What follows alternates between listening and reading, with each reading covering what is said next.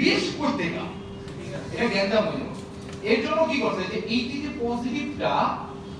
এটা কি করছে দেখেন, এই পজিটিভটা এইখান থেকে গেছে, এইটা কি করছে ওই যে আমার লাইট সার্কিট যেটা আছে, যেমন ধরেন এই যে এইটা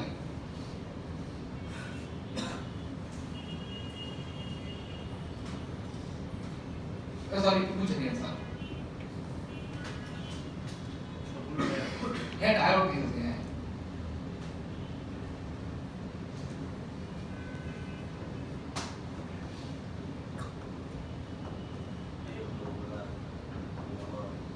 এটা দিয়ে দিছি মানে হচ্ছে কি লাইট ইমিটিং ডায়োড এলইডি,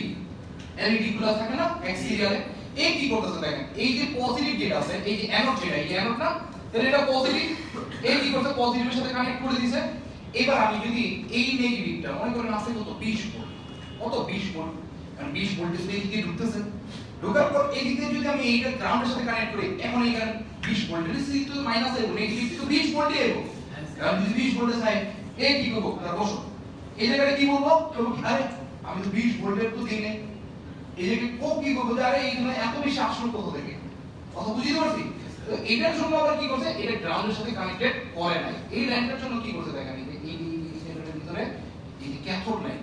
এই যে ক্যাথোড, এটা অ্যানোড, এটা কে মানে কি ক্যাথোড লাইন,